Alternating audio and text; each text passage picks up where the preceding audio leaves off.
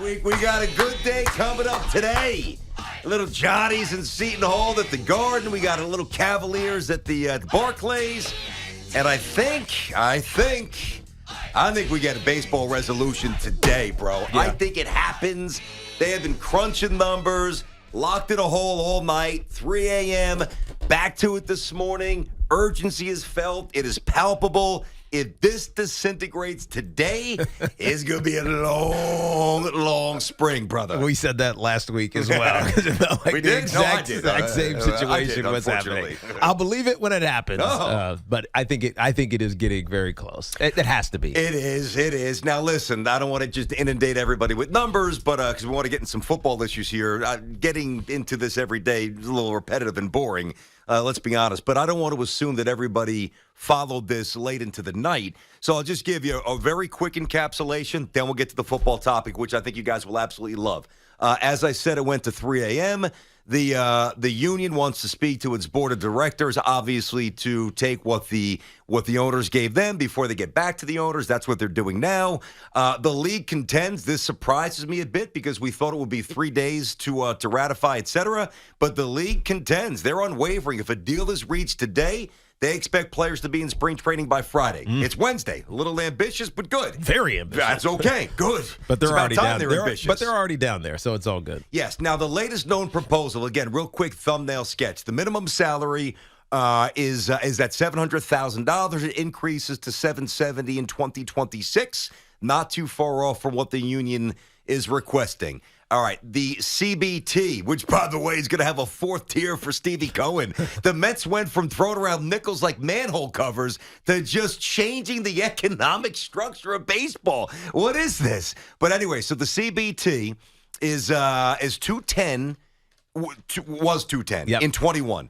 All right, now it's already up to 230. For 2022, it's risen in terms of what they told them to 242 in 2026. So it's really trending in a direction. Like the owners are showing some goodwill negotiating here to the point where I think if the players reject this, I think the players, even though most of us generally side with players no matter what, I think if the players reject this today, I think they will get crushed in the court of public opinion. But just because it feels like it's heading in the right direction and they're conceding a little bit on the CBT. Don't ruin the momentum, Barbara.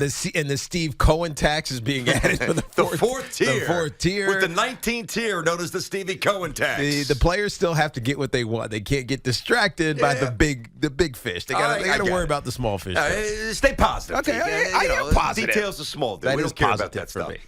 The pre-arb bonus pool, $50 million with no increases. That's the offer. The union wants $80 million with a yearly increase of $5 million. So that's where we are. That's the long and short of it. I'm not going to say that I think it definitely gets done today, but I think very strongly, I strongly surmise that by tonight, if not by our show, if not by Craig and Evan's show, I think we're celebrating. Here's a poll for you if you want to jump in on Twitter. All right, I put this on my page. Describe your level of conviction that baseball hammers out a deal today. Not many of you are really buying it. 9.6% are in the 9 to 10 range, minuscule.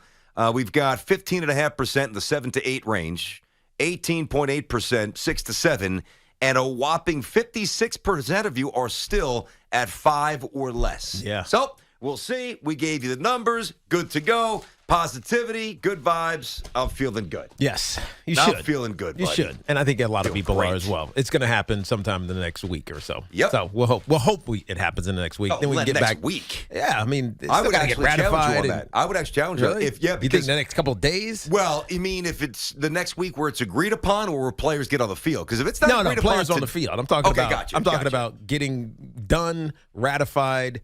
Players look through it, get it sorted out. Say, Less than okay, a we're week. good with that. They said Friday. I know they said Friday. No, but look who's saying it. The That's 2 commissioner days is ago. now moving Exactly. the goalposts for the fourth deadline. All right. I don't listen to Manfred. Neither do I. Darryl Strawberry today. The Straw Man, the former great New York Yankee, of course, the Straw Man. At 1 p.m. We'll talk to him. Hopefully we've got good news to share. Now, to be fair to us, with about 7-8 minutes to go in our show yesterday, the news broke that Russell Wilson was dealt to the Denver Broncos. Earth-shattering football news, no doubt. Now, we had so little time, we weren't even able to get into the subsets of the trade. We were so fixated on, all right, you even asked me, is this maybe the end for Pete Carroll? That was like the furthest we strayed from actually Russell Wilson going to a different team because our show is over. I'll tell you what, I think this is a good topic. I love it. I've hinted at this, but I'm going to take it next level, and I want to give Craig and Evan some credit on this. So I'm driving home listening to their show yesterday, and they're talking about DK Metcalf. Mm-hmm. And now, like, we've thought about Amari Cooper, which I'm a little lukewarm on, Ridley, but that's obviously different. Now the stakes have been raised here with DK Metcalf, and Tiki, we are at the point now. The mistake that I don't want to see the Jets make again is to, play a couple of hands and tepidly go into it in the offseason and get into the season next year. And we're sitting here on the fan saying, I don't know. I still don't know if Zach Wilson's the guy. He doesn't have this. He doesn't have that. You know what? Don't do what the Jets did to Darnold. Don't do what the Giants did to Daniel Jones, right? Get him everything. And I am with those guys that follow us. First-round pick. I don't care what it takes. I want Metcalf on the Jets. I'll tell you why, but you need to talk. Yeah, so here's the problem with DK Metcalf. He's going into his last year of his deal this year. So not a first-rounder, second-round pick. DK Metcalf, coming out of coming out of Mississippi, big dude. We knew what his limitations were in college. He's smashed through them, right? He can be anything you want in the National Football League. And so, given the success that he's had, the number that's going to be next year for him is going to be huge. It's going to be big. He's going to be a $17, $18 million a year guy. So that's one thing to consider for DK Metcalf. Is it worth it? Maybe. I don't know yet. The other thing, hold on. Just write it down. I'm going to go back to that. Maybe. The guy's incredible. The other thing is that I'm not so sure that the Seahawks are rebuilding to the level that I was immediately thinking about yesterday. Even with the axing of Bobby Wagner, the six-time All-Pro linebacker? So when this came down yesterday, the first thing that I thought about was, man, because I remember I did the game. I did the San Francisco 49ers Seahawks game at the end of the year, and we're having our production meeting, and I'm sitting there talking to Ken Mack, our producer, and the group, like, what's your feel about this Seahawks team? I'm like, it feels like it's a changing of the guard. It feels like they're not making the playoffs. They're not going to have a winning season for the first time in Russell Wilson's history. It just feels like everything needs to just get shipped out. Right? Did you thank them from me, by the way, for giving us a couple of first-round picks? No, I did. Did you insert that into the production meeting? I should have. But Tyler Lockett has a biggish deal.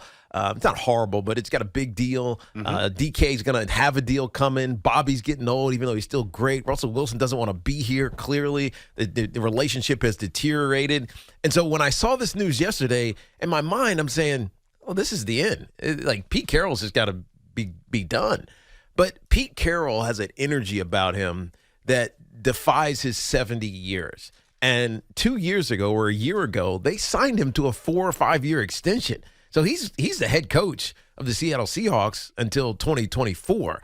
And I think that the Seahawks are looking at this like, look, we have one more run at this. We have some good players, DK, Tyler Metcalf, Jamal Adams is there. Adams, sure. And whatever you think about Jamal Adams here in New York, he's a pretty good player. Well, he set a record for most sacks by a safety without an half. He's horrendous in coverage. He's great on the run, and he's a linebacker. That's right. Is what he is. That's right. Not a safety. And so by moving on from Russell Wilson, who it was never going to work there going forward because this offensive staff and Pete Carroll's offensive staff believed that Russell Wilson was something.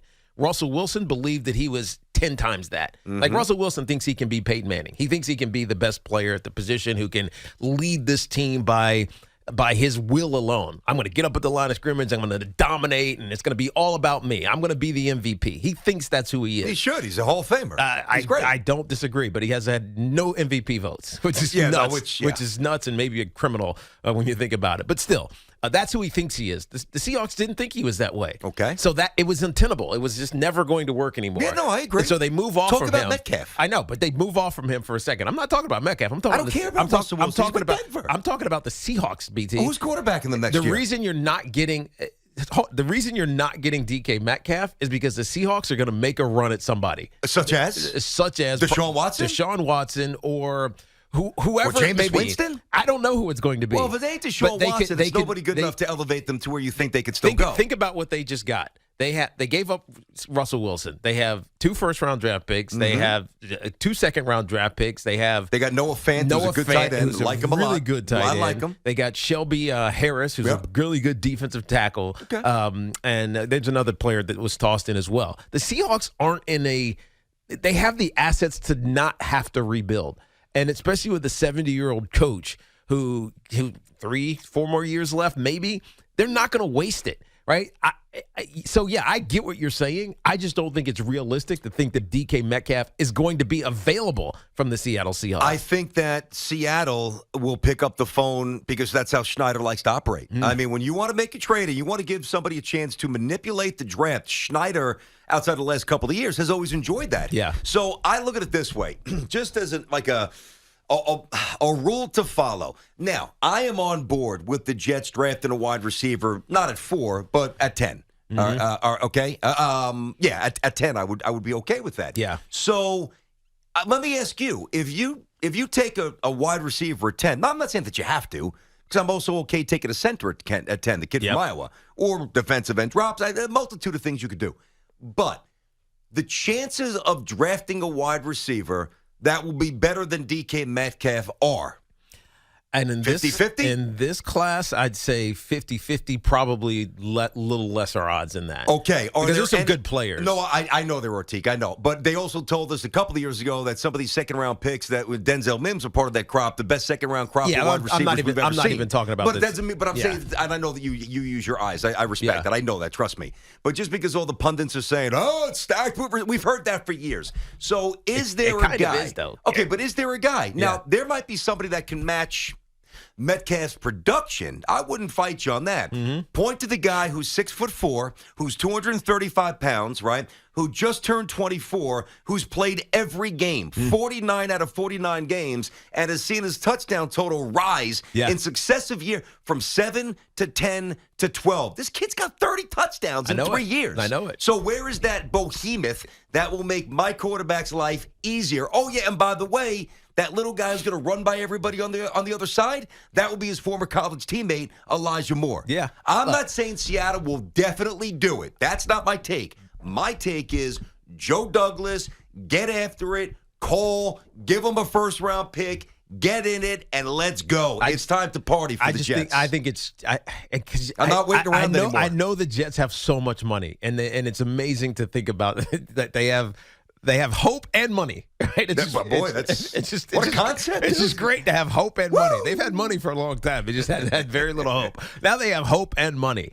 But I look at the draft, and I think of the Garrett Wilsons or the Chris Olaves or the kid from USC, Drake London, who's big. Good. Who's big. He's 6'5", and nobody knows him because he played on the West Coast, but he's a big wide receiver, and they weren't very good. He's going to be an impact player. The kid from Arkansas, Burks. There's some big-time players coming into this draft from the wide receiver position that are going to be cheaper and holdable for longer. But than that doesn't DK mean Metcalf. that they will be better. And I'm tired of guessing. I know what you mean. I'm tired I know what you mean. Of they guess, and they guess wrong. The scrub from Georgia Tech, I'm forgetting his name, Stephen Hill. Oh, my God, Stephen Hill. God, I forgot that name.